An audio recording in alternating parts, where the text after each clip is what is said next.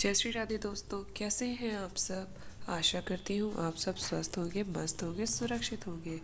मैं आपकी दोस्त स्वागत करती हूँ आप सबका आपके ही favourite channel the miracle of prayers में।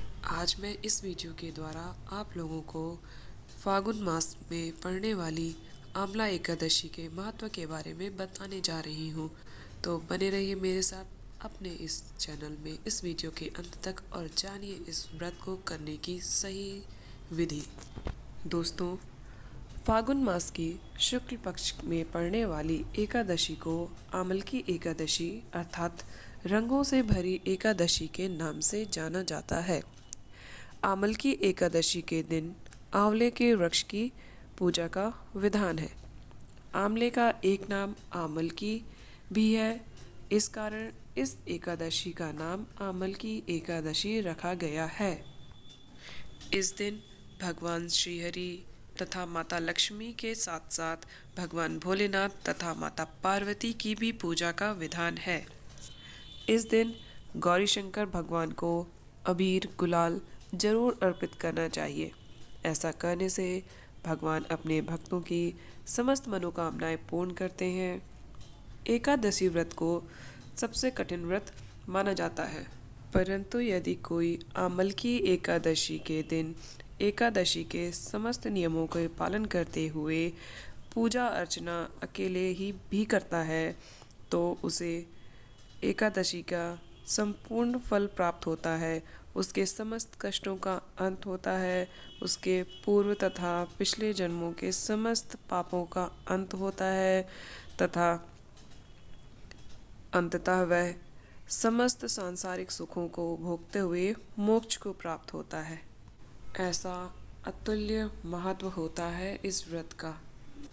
आमल की एकादशी के दिन भगवान श्री हरि विष्णु तथा माता लक्ष्मी की पूजा बिल्कुल उसी तरह से की जाती है जैसे कि आप आम एकादशी के दिन करते हैं।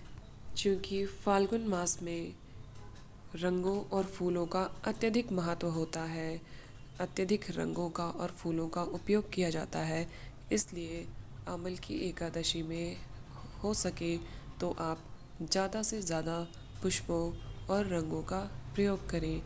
रंगीन वस्त्र पहनकर पूजा करें। हो सके तो पीले वस्त्र धारण करें, अन्यथा जो भी रंग आपको अच्छा लगे आप वह उस रंग का वस्त्र पहनकर पूजा अर्चना करें।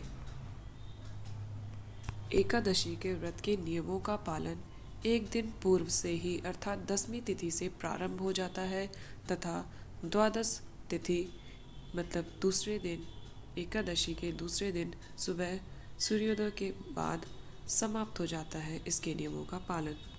व्रत रहने वालों को एकादशी की तिथि के एक दिन पूर्व अर्थात 10वीं तिथि को शुद्ध सात्विक भोजन करना चाहिए, चावल नहीं खाना चाहिए तथा तुलसी दल को एक दिन पहले ही तोड़ लेना चाहिए, क्योंकि एकादशी के दिन किसी भी वृक्ष या पेड़ पौधे की पत्तियों को तोड़ना वर्जित होता है। तुलसी की पत्ती तो छुई भी नहीं जाती, मतलब तोड़ने के लिए नहीं छुई जाती, अर्पित तो करते ही हैं। दोस्तों, याद रखिएगा कि एकादशी के दिन तुलसी माता को जल भी नहीं चढ़ाया जाता, क्योंकि ऐसी मान्यता है कि एकादशी की तिथि को ही तुलसी माता का विवाह भगवान श्री हरि के शालिग्राम रूप से हुआ था, इसलिए उनके विवाह के दिन उन्हें गीला नहीं किया जाता। क्योंकि भगवान श्री हरि अपना कोई भी भोग तुलसी दल के बिना स्वीकार नहीं करते, अतः 10वीं तिथि को सूर्यास्त से पूर्व आप तुलसी दल तोड़कर रख लें। दोस्तों, चूँकि ये आमल की एकादशी है, इसलिए इस दिन आंवले के वृक्ष की पूजा या उसके फल की पूजा का विशेष महत्व होता है। इसलिए अगर संभव हो तो इस दिन आंवले के पेड़ की पूजा अवश्य करें। अगर ये संभव नहीं है तो आप एक दिन पहले आंवले की कोई टहनी तोड़कर ला सकते हैं।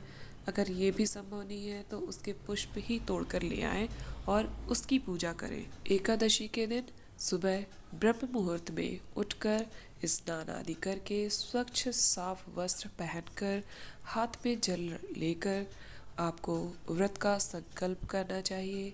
यदि आप व्रत नहीं रह सकते या नहीं रहना चाहते तो आप सिर्फ पूजा करने का भी संकल्प ले सकते हैं, क्योंकि संकल्प लेकर किए जाने वाली पूजा या व्रत का फल शीघ्र और अवश्य ही फल देता है।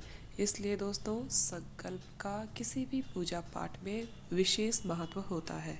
आप कोई भी व्रत रखें, उसके लिए सुबह के समय आपको हाथ में जल और पुष्प रखकर संकल्प अवश्य लेना चाहिए, क्योंकि यह एकादशी का व्रत है।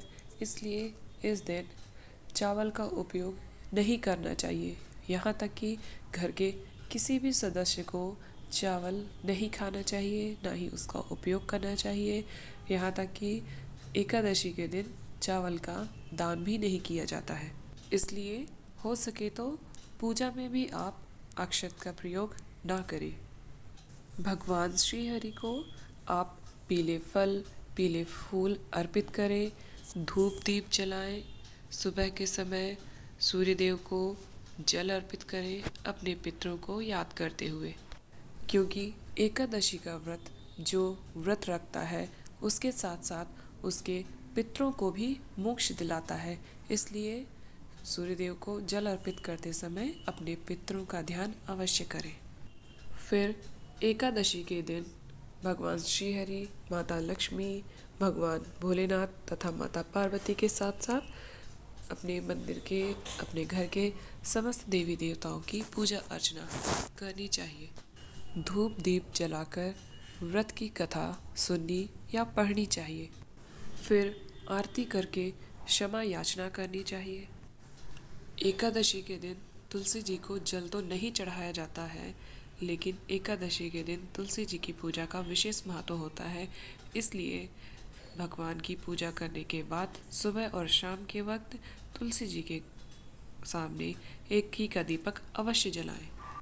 इस दिन अपने घर के मुख्य द्वार को साफ करके शाम के समय द्वार पर भी एक दीपक अवश्य जलाएं।